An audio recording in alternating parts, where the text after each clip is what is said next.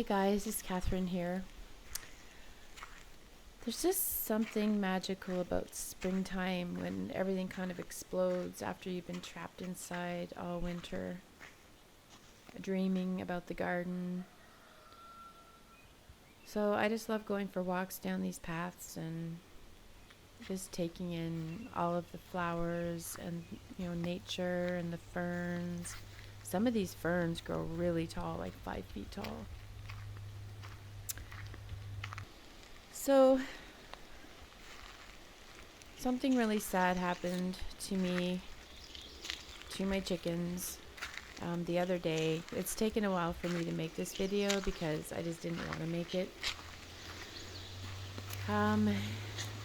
Anyway, we had two broody hens, and one of them was sitting on an egg for me, and the other one had already hatched out 2 eggs, which you guys probably saw in the other one of my other videos with 2 little baby chicks.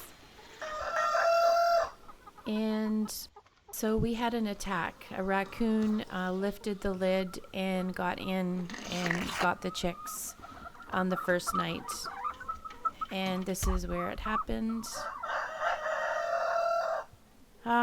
Anyway, the mother hen who was taking care of the chicks jumped out, and she ran after the chicks. This is an outside view of the lid that was lifted. But she had gone and run after the chicks, and I found her in the morning outside the coop, and she had some of her tail feathers plucked out. And this is the mess from the next night after this. Anyway, she had her tail feathers plucked out. I put her back in the coop. This is the latch for the main door, and it was closed in the morning. That's how we knew it was raccoons. Anyway, I found her tail feathers quite a distance from the coop in a very small clump, and they were dry, so I knew it had been raining here and there, so I knew that it was from fresh that morning. So when I went and I let the chickens out, I didn't notice right away that the chicks were not there, because usually I'll just go and check them after I, give them their feed and stuff inside the coop. So when I checked inside the coop, they weren't there, and I looked everywhere. And all of you moms out there know what it's like when you can't find your kid. And I feel like these chicks are my kids.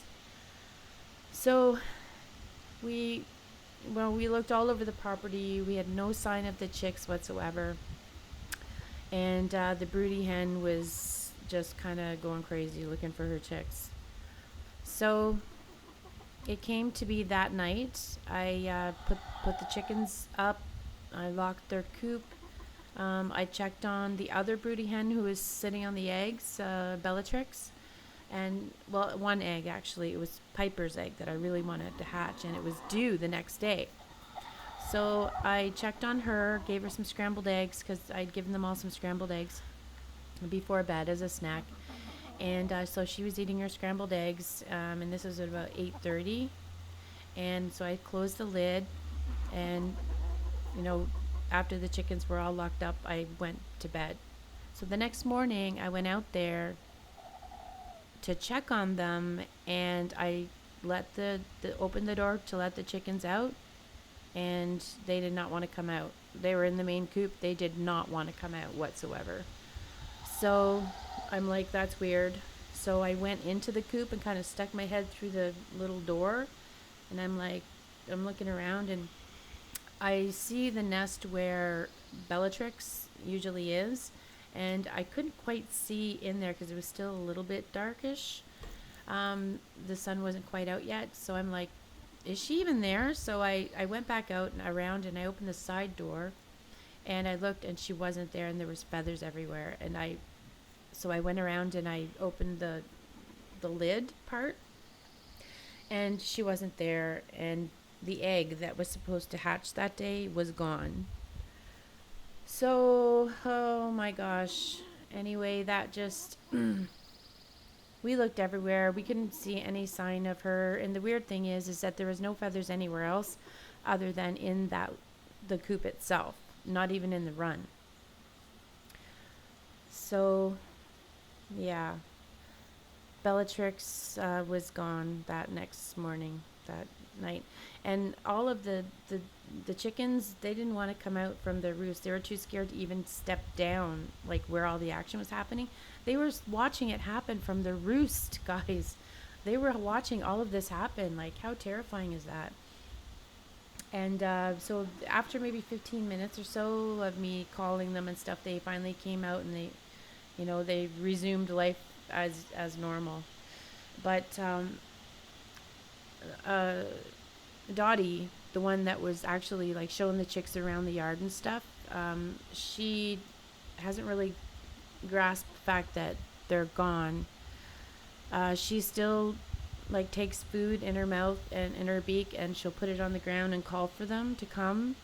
And she will also like walk back and forth looking for them. Like, see how she paces back and forth, and she'll call to them and stuff like that. It's so sad. Like, it breaks my heart as a mom, you know? This is a picture of Bellatrix, the one who was taken, the mom, and also one of the babies who was taken. She was just an hour old at that point. So cute. Now, I know it's confusing, but the picture you just saw was of the broody mom who kind of took turns taking care of the chicks. But the one here in this video with the two babies, she's the one that would take them all around and show them how to eat and all that stuff, and show them where the food was and how to scratch and how to bathe and whatnot. Her name is Dottie. This one is still alive. She's with us still. So we're going to be reinforcing the coop. We did reinforce it just slightly with some screws and wires, but I know that's not enough.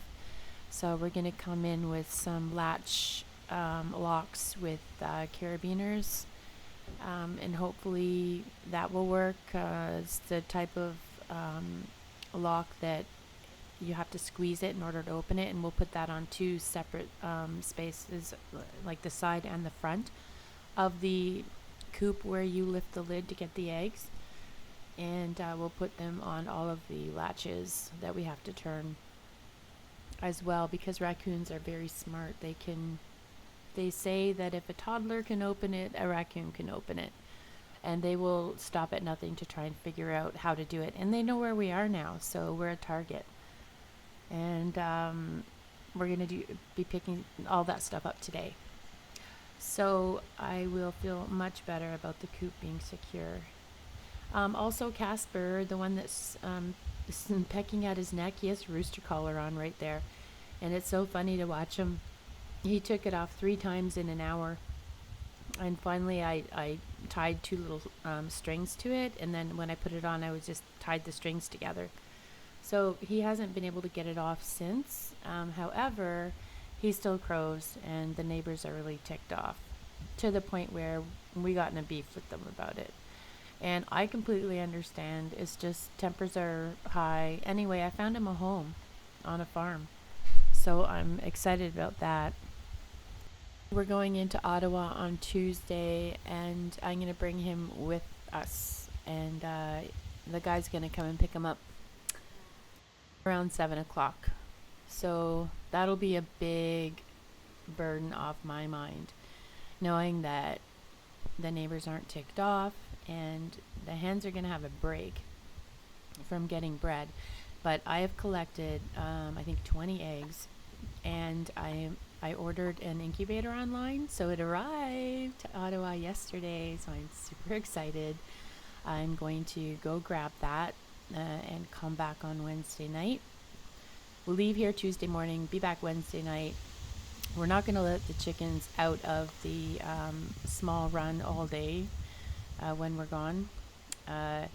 And anyway, when I get back, I'm going to incubate those eggs, because we don't have a rooster anymore, so this is our last chance to get some more chicks. So we're going to do everything different this time, and I'll keep you updated on that.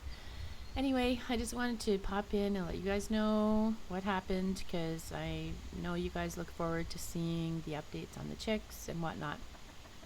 But we're gonna have some more soon. Give it a month, and we'll have some more chicks in the run. And we're gonna set up a brooder in there outside, so it should be good, exciting. And we'll see you guys next time. Take care. Bye.